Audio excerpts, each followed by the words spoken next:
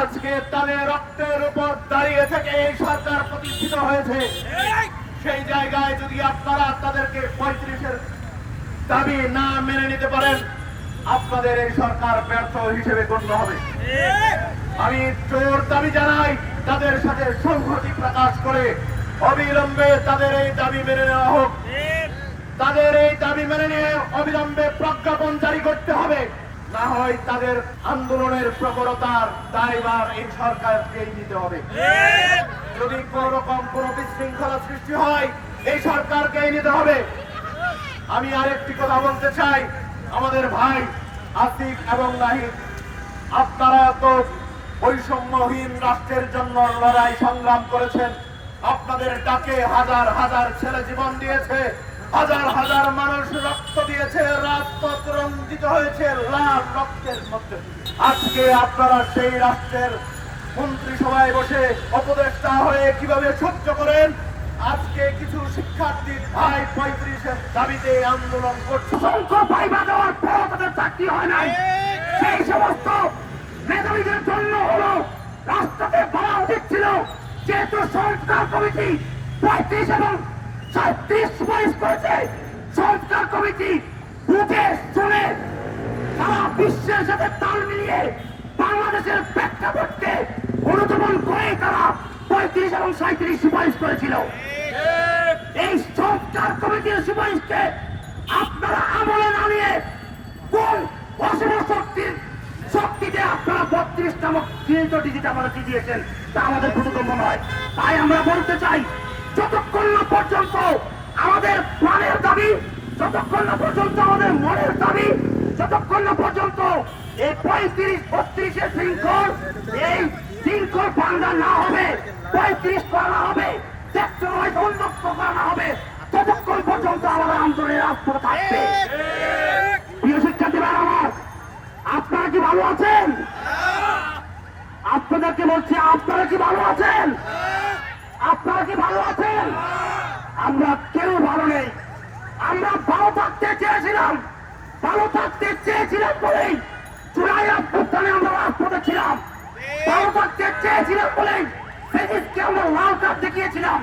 কিন্তু দুঃখজনক হলেও সত্য কথা, এই সরকারের কাছ থেকে আমরা যেমনটি আশা করেছিলাম সেমনটি আমরা পাই নাই। তাই আমরা বলতে চাই, একবারে স্পষ্ট ভাষায় 47তম বিচিত্র আগে আমাদের 35তম ডিজিট দিয়ে আমাদেরকে রাজপথ থেকে পড়ার টেবিলে দিয়ে যাবেন। অন্যথায় এই শিক্ষার্থী সমাজ রাজপথে ছিল, রাজপথে আছে, যতক্ষণ না পর্যন্ত বাস্তবায়ন না হবে ততক্ষণ পর্যন্ত রাজপথে থাকবে ইনশাআল্লাহ। এই সারা বাংলাদেশের জনগণ দাবি আছে, এই তারুণ্যের কোন দরকার আছে, এই আমাদের কোন বাংলা দাবি আছে, এই আমাদের কোন মনে দাবি আছে, সেই দাবি চালিয়ে দাও, শুনিয়ে দাও। দাবি আমাদের মানতে হবে, দিতে হবে, এগিয়ে দাও, মেনে নাও। 30-এর শৃঙ্খল, 32-এর শৃঙ্খল ভেঙে দাও, ঘুরিয়ে দাও। বয়স না যোগ্যতা, বয়স না মেধা, বয়স না মেধা, বয়স না যোগ্যতা, বয়স না যোগ্যতা। সারা বাংলায় খবর দে, 32-এর খবর দে, সারা বাংলায় খবর দে। বন্যায় এই আপোষটা সংগ্রাম, দালালি না রাজপথ, দালালি না রাজপথ। দিয়েছি তো রক্ত, রক্তের বন্যায়, রক্তের বন্যায় এই আপোষটা সংগ্রাম। সংসদ কমিটির সুপারিশ, সংসদ কমিটির সুপারিশ, সংসদ কমিটির সুপারিশ।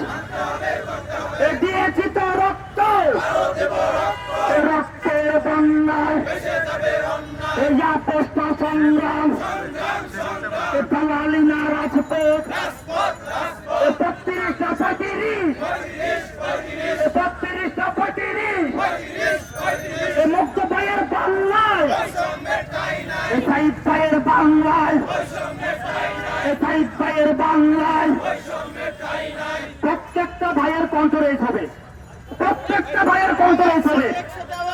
এখানে জিমিয়ে থাকার জন্য আসেন নাই, প্রত্যেকটা ভাইয়ের কন্ট্রোলেজ হবে।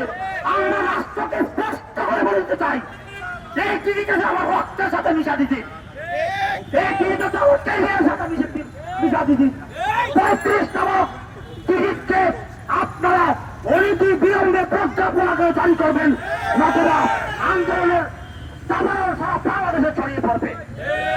সারা বাংলাদেশ দাবি আছে, তারুণ্যের কোন জায়গা আছে, আমাদের কোন প্রাণ দাবি আছে, আমাদের কোন মনে দাবি আছে, সেই দাবি জানিয়ে দাও, শুনিয়ে দাও। দাবির মধ্যে ওই একটাই, বাঁচতে হবে, দিতে হবে।